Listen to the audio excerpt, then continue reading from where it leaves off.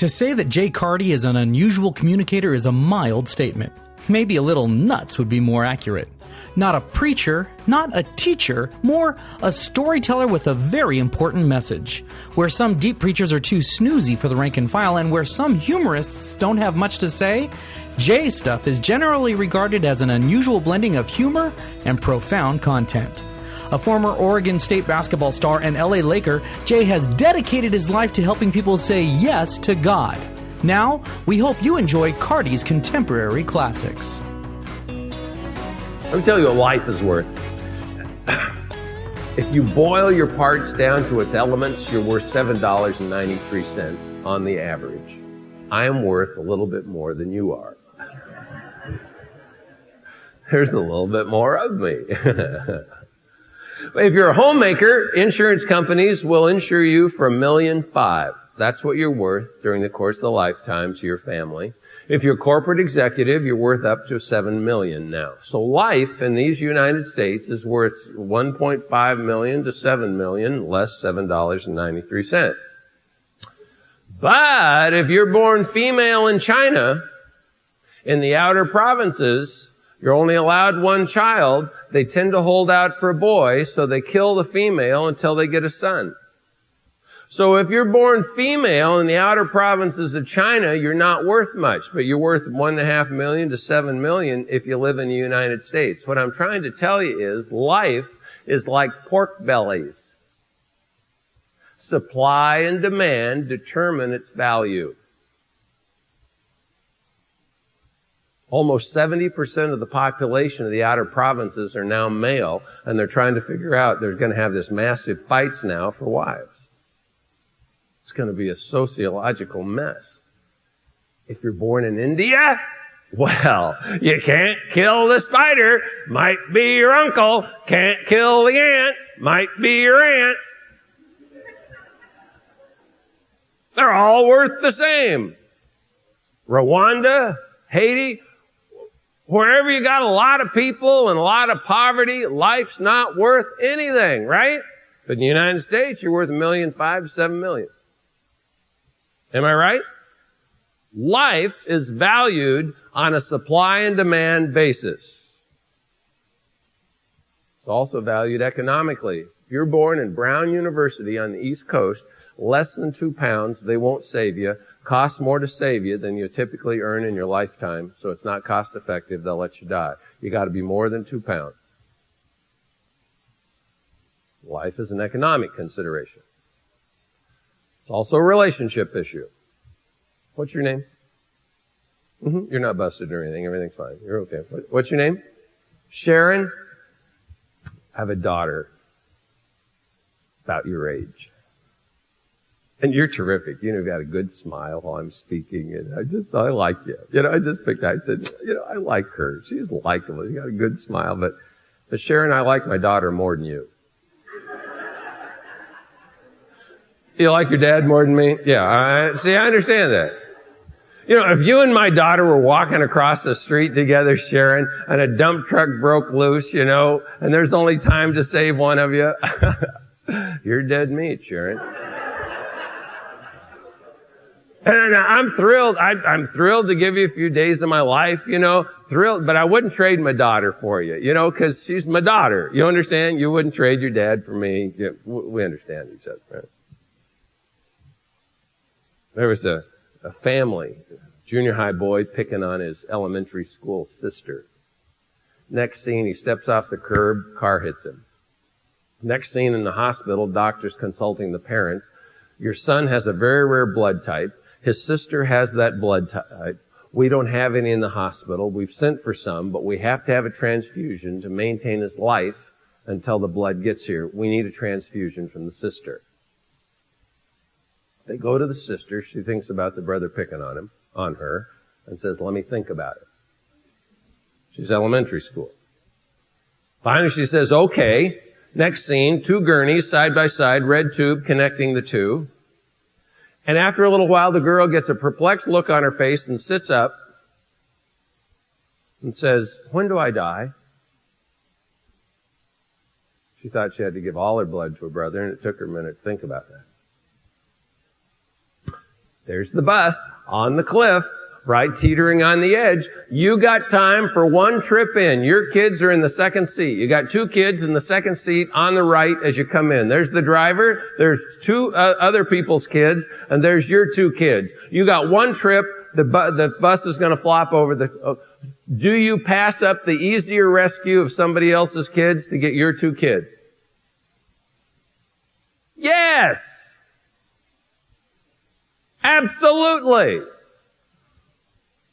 Without question. You save your two kids and you watch the bus go over the edge, and you're really sorry you couldn't save everybody else's, but at least you got yours. Am I right? Life is valued on the base of supply and demand, economic considerations, and relationship. You'll pay more for someone you love. Right?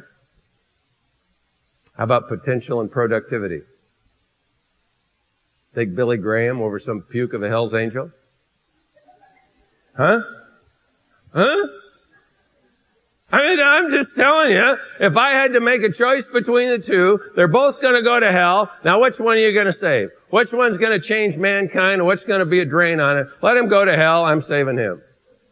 I mean, if I got to make the call, am I wrong on that one? You going to pick Billy? I'm picking Billy. Making Mother Teresa in a Hell's Angel. I don't care what you do. But won't you make choices on the basis of potential and productivity? You will, won't you? I do. Am I right? Okay.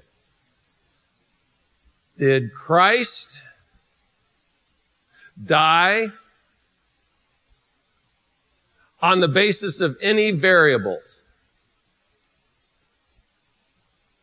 Does God love on the basis of any variables? Well then, which lasts longer, a life or soul? Which one did Christ die for? Which one has infinitely more value? But we don't believe it. I'm going to prove it to you. There's a car crash. Woman's pinned in the car. It's on a freeway. You're driving by first on the scene. Carburetor flares. You know in 2 minutes the car will be engulfed in flame. You know that's going to happen. You know that's going to happen. You put that together. No jaws of death here to get her out. You've got to somehow reach in there, clear that steering wheel, get her out of that, and drag her through that window. Now you've got to do that or she's going to burn right in front of you, right? You know that. You've put that together. Do you get more panicked as the fire gets a little bigger? Why? You know she's going to die, right? My Bible tells me my nice friends who don't know Jesus will spend eternity separated from Him. Now my Bible tells me that. Why don't I have the same passion for my neighbor as I would have for the woman in the car? Because I know she's going to die. I'm not sure hell's real. I'm in denial on the place. I'm going to need your help on this one. Star Trek II. The wrath of, for those of you who missed it, say it one more time. Khan. He's in the disabled ship. He'd had a fight with Captain James T. Kirk, now Admiral of the starship.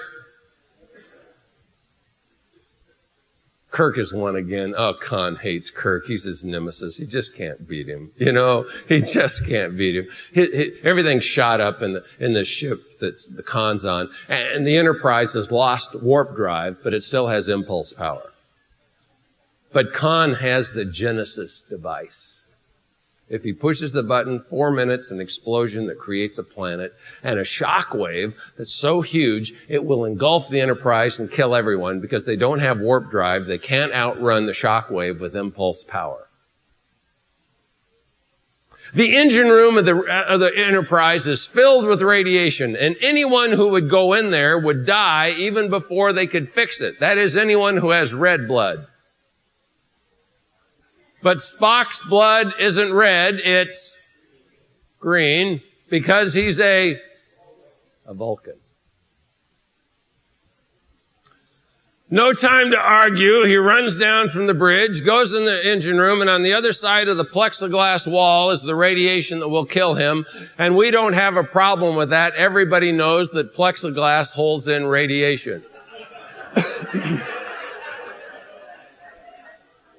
He goes inside, he starts working on the warp drive, he's getting radiation sores, groveling, sniveling, he's dying. The Genesis device explodes. Khan is vaporized. He doesn't care as long as he can nuke Kirk. He doesn't mind dying. Here comes the shockwave. Spock fixes the warp drive. Kirk shifts it into warp and patches out ahead of the shockwave, and everybody's safe. Kirk puts 2 and 2 together. He runs down to the engine room. There's Spock dying on the other side of the plexiglass wall.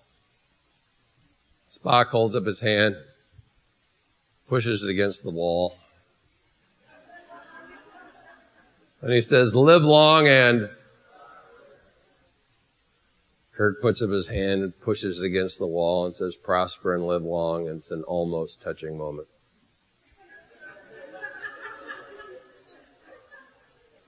And then Kirk asked him, "Why'd you do it?" And Spock gave him a military answer because he's a Vulcan. He's logical. You understand? And although he has emotions, he's in perfect control of them, so he appears to be emotionless. And he says, "Captain, when it comes to life and death, the needs of the many outweigh the needs of the few." Kirk adds, "or the one," meaning Spock had just spent his life to save everybody else. See, it's a military response. You can understand. If you're the general, you got 200-minute risk, you got to spend 2 soldiers to save 200. It's an easy call. Kill the 2. It's an easy call unless you're one of the 2. End of the movie was really hokey. Scotty played bagpipes, Amazing Grace. It wasn't good. They cleaned the innards out of a photon torpedo and stuffed Spock's body in it, sealed the story, and shot him down to the Genesis planet. And mercifully, the movie ended.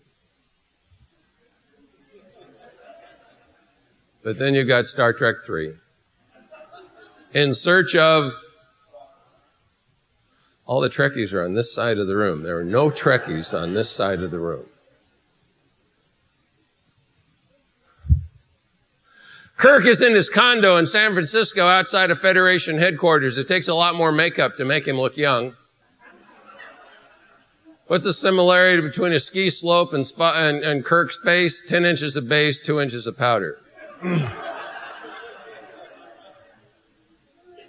There's a knock on the door, and it's Sarek. Sarek is Spock's father. Spock is half Vulcan, half human. Sarek is a full-blooded Vulcan ambassador to the Federation from the planet Vulcan, a highly respected man. And you need to know that never, I tell you, never in the course of recorded history, never has a Vulcan ever told a lie. Now, if a Vulcan tells you something and they've never told a lie in the course of history, don't you think you can believe a Vulcan? Yeah. So we have this conversation. I'm paraphrasing for the sake of time. Why'd you do it? Why'd I do what? Why'd you bury my kid on the Genesis planet? Died there. Seemed like a good place to bury him. Didn't he tell you? Tell me what? He would have told someone. It's too important. What? He would have told. He didn't tell me! What? What are you talking about? Actually, he had told McCoy through a Vulcan mind meld, and nobody knew. And if you don't know what I'm talking about, it doesn't matter.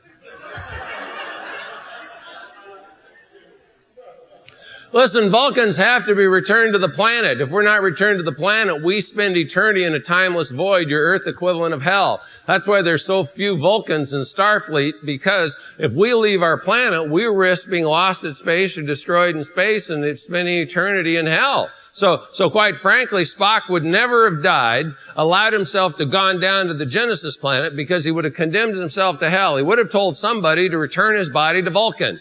Now, who'd he tell? Are you kidding me?